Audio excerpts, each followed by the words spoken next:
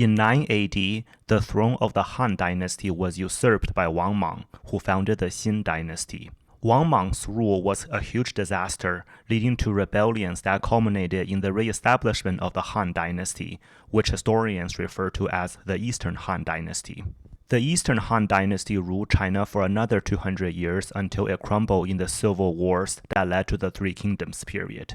This video will focus on the first half of the Eastern Han Dynasty, when it rose from the ashes of civil war to oversee one of the golden ages in Chinese history. The next video will focus on the second half of the dynasty, when it cataclysmically fell apart.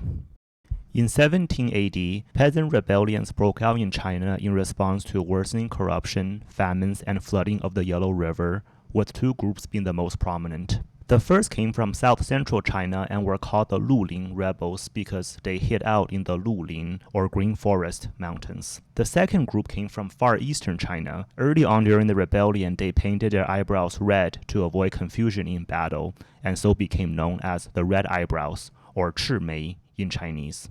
Initially, the rebels were mostly illiterate peasants, but as they grew, people from more privileged upbringings began to join. This included two brothers who were the sixth-generation descendants of Emperor Jing of the Han Dynasty, although their father was so far removed from the direct imperial line that he was no more than a local magistrate. The older brother, Liu Yan, was charismatic but brash, whereas the younger brother, Liu Xiu, was wiser and more prudent. When the Luling army approached their hometown in Nanyang Commandery, the two brothers gathered a militia and joined the rebellion. They held important commands but were treated with suspicion by other members of the Luling leadership, who had nominated another distant member of the Liu family as their puppet emperor.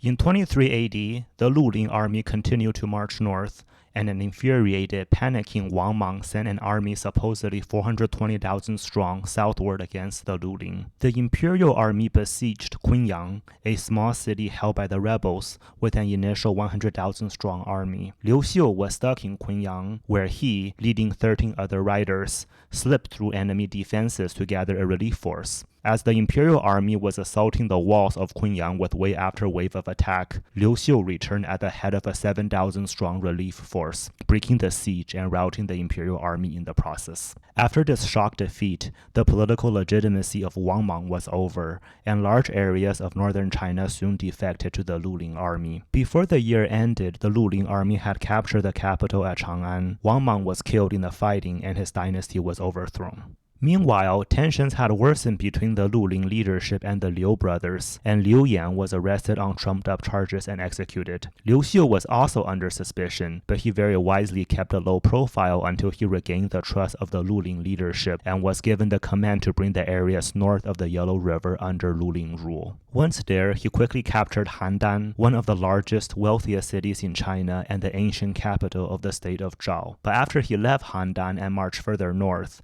the city was betrayed to a pretender who declared himself emperor, and Liu Xiu's return route was cut off. Again making lemons out of lemonade, he quickly won the support of a small number of local elites, rebuilt his army, and marched back onto Handan. The city was captured after a month-long siege, sacked, and burned to the ground. Although it was rebuilt, it would never again regain its former glory.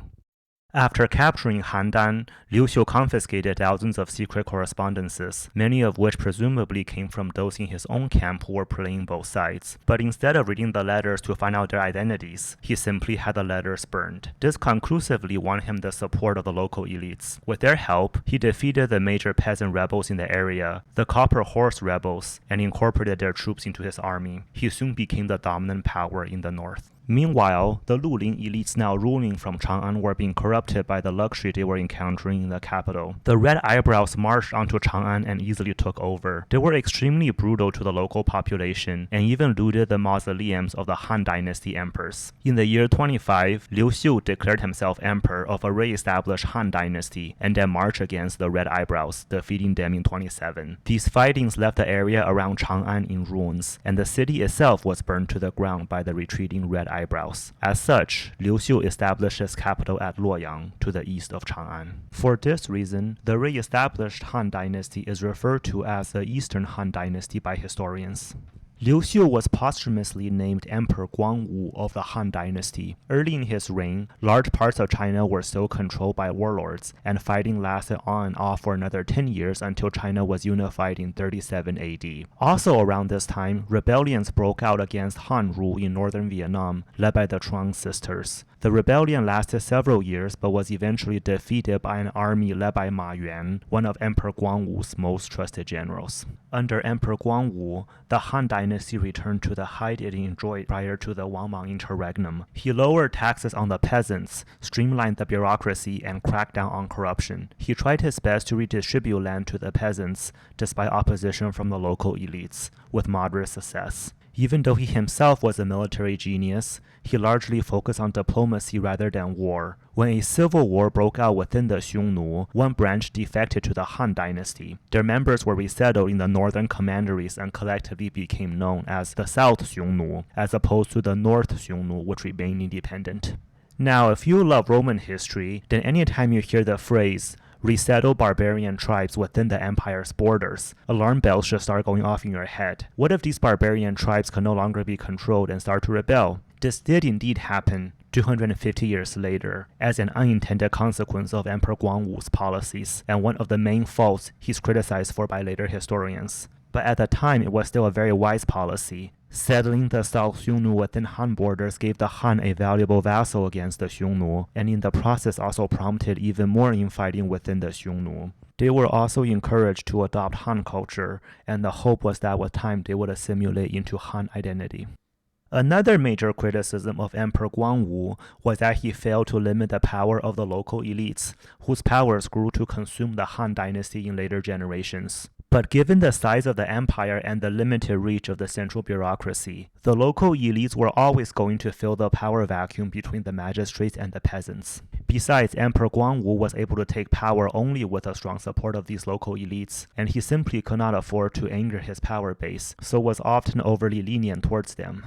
Instead of simply repressing the local elites, as the emperors of the Western Han Dynasty liked to do, Emperor Guangwu actively encouraged them to join the imperial bureaucracy and share in the responsibility of government. He did this by first re-emphasizing Confucianism as the orthodox state-governing philosophy, and then ensured that only educated young men who demonstrate the traditional Confucian virtues could be nominated for political office by their local governors. Since the local elites control access to book and education anyway, the system allowed them to monopolize access to power. Families that successfully produced many officials over generations were able to amass huge amounts of wealth and influence.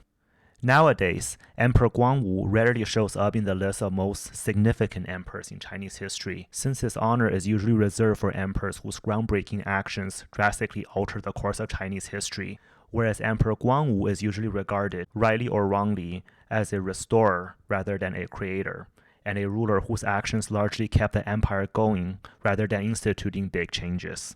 But in terms of pure ability, both militarily and government-wise, knowing how to balance the needs of different interest groups, and even just being an outright nice, kind, and respectful person, many historians consider him to be one of the best, if not the best, emperor in Chinese history.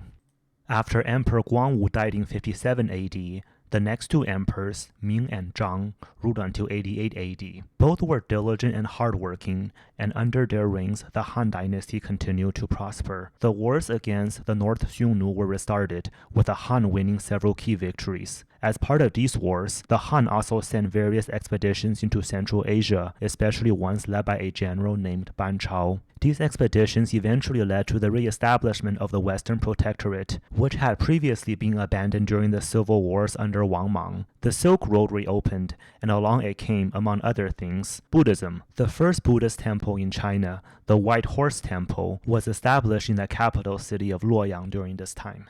A major water project led by an engineer named Wang Jing was instituted to control flooding along the lower Yellow River, which had been ongoing over the previous half-century. Instead of simply building dikes and dams, Wang Jing directed the creation of a whole new river channel and then rerouted the Yellow River to the straighter, less silty segment. This project was so successful that the lower Yellow River, which is famously prone to flooding, did not undergo another major flood for 8 centuries. The stability that its water project brought forth allowed the region of the North China Plain along the Yellow River to become the main breadbasket of China. The city of Ye, now at the intersection of key roads and river traffic, replaced Handan as the major city in the region and will play a prominent role in Chinese politics for the upcoming 500 years.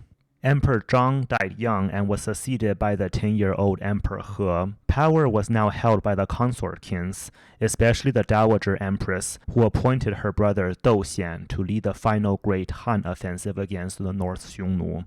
The Han army rode deep into Xiongnu territory and decisively defeated the North Xiongnu in 91 AD. Over the ensuing decades, remnants of the North Xiongnu migrated deeper into Central Asia and disappeared from recorded history. The Huns that invaded the Roman Empire in the 400s have been theorized to descend from the North Xiongnu, although this link is still far from conclusive. As Emperor He grew older, he became disgruntled with the consort kings and plotted with the eunuchs to remove them from power. A coup took place. Dou Xian was forced to commit suicide, and his supporters were purged from government. Under the reign of Emperor He, the Eastern Han Dynasty reached the peak of its power and prosperity. Paper was invented. A more primitive version had already been in production for decades, but an eunuch named Cai Lun improved the technique and made it more practical to use. In 97 AD, the emperor heard news about another powerful empire to the west, the Roman Empire, and sent envoys to make contact. Unfortunately, as the envoys were traveling through Parthia, their guides lied to them,